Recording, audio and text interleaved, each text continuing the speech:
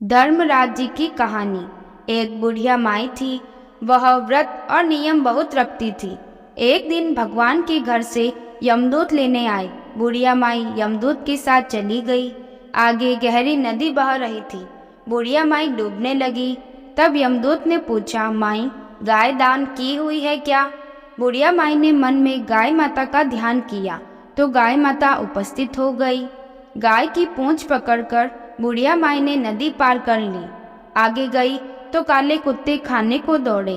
तब यमदूत ने पूछा, कुत्ते को रोटी दी है क्या? बुढ़िया माई ने मन में कुत्ते का ध्यान किया तो कुत्ते चले गए। आगे चली तो काले कौवे बुढ़िया माई को चोंच मारने लगे।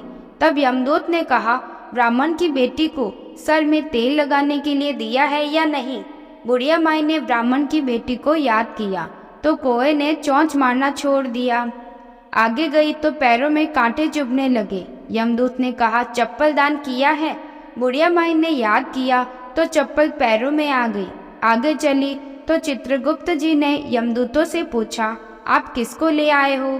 यमदूतों ने कहा, बुढ़िया माई ने बहुत दान पुण्य किए हैं, लेकिन धर्मराज जी का कुछ भी नहीं किया है, इसलिए आगे के द्वार बंद है। तब बुढ़िया माई ने विनती की कि मुझे 7 दिनों के लिए धरती पर जाने दो। मैं इन 7 दिनों में धर्मराज जी की कहानी सुनकर उद्यापन कर वापस आ जाऊंगी। धर्मराज जी ने उसके प्राण लौटा दिए।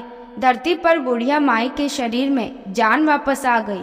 सभी लोग बुढ़िया माई को जीवित देखकर भूतनी भूतनी चिल्लाकर भाग खड़े हुए।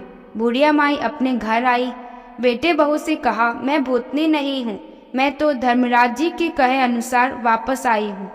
मैं प्रत्येक दिन धर्मराज जी की कहानी सुनकर उनका उद्यापन करके वापस परलोक चली जाऊंगी। यह सुनकर बेटे बहू ने पूजा की सभी सामग्री ला दी, लेकिन कहानी के समय हुंकार नहीं भरा। तब बुढ़िया माई पड़ोसन के पास गई। पड़ोसन ने कहानी सुनी और हुंकारा भरा। बुढ़िया माई ने 7 दिनों के पश्चात उद्यापन कर दान किया। 7वें दिन धर्मराज जी ने बुढ़िया माई के लिए स्वर्ग से विमान भेजा। विमान देखकर सभी गांव वालों ने स्वर्ग जाने के लिए कहा। तब बुढ़िया माई ने कहा, मेरी कहानी तो केवल पड़ोसन ने सुनी है। यह सुनकर सभी गांव वालों ने बुढ़िया माई के पांव पकड़ लिए और धर्मराज जी की कहानी सुनाने को कहा। बुढ़िया माई से कहानी सुनने के बाद सभी गांववासी विमान में बैठकर स्वर्ग पहुंच गए। सभी गांववासी को देखकर धर्मराज ने कहा, मैंने तो केवल बुढ़िया माई के लिए विमान भेजा था, लेकिन बुढ़िया माई ने कहा, मेरी कहानी इन सब ने सुनी है, इसलिए मेरा आधा पुण्य इनको दे दो और स्वर्ग में वास भी दे दो। तब धर्मराज जी ने सभी गांववासियों को स्वर्ग में वास दे दिया।